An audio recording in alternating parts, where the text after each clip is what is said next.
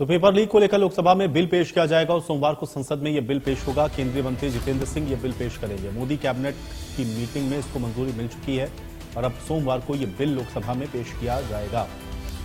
तो सोमवार को संसद में यह बिल पेश होगा और केंद्रीय मंत्री जितेंद्र सिंह इस बिल को पेश करेंगे और मोदी कैबिनेट की मीटिंग में इसको मंजूरी मिली थी।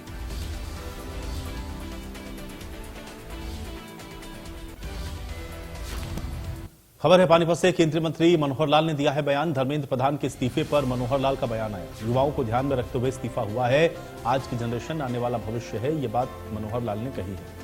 तो धर्मेंद्र प्रधान के इस्तीफे पर केंद्रीय मंत्री मनोहर लाल ने कहा कि बहुत से ऐसे विषय होते हैं जिसका सुखद अंत होना चाहिए, उस पर टिप्पणी करना जरूरी नहीं है।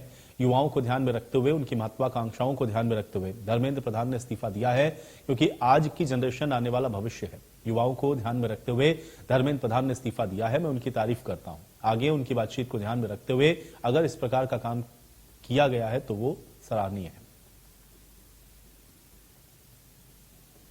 से विषय ऐसे होते हैं, उसका सुखद अंत हो, किसी भी रूप में हो।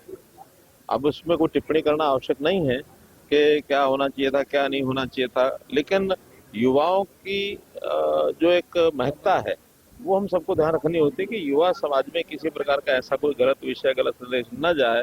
आखिर आज का युवक अपने देश का निर्माता है और उनमें किसी प्रकार की कोई धारणा बनी है, वो ठीक है कि गलत है, उस पर टिप्पणी करना ठीक नहीं है।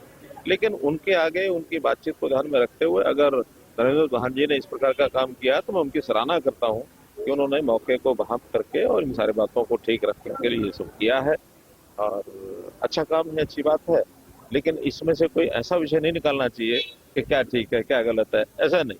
बल्कि एक विषय खड़ा हुआ, उस विषय का अंत होना चाहिए था और उन्होंने त्याग पत्र दिया।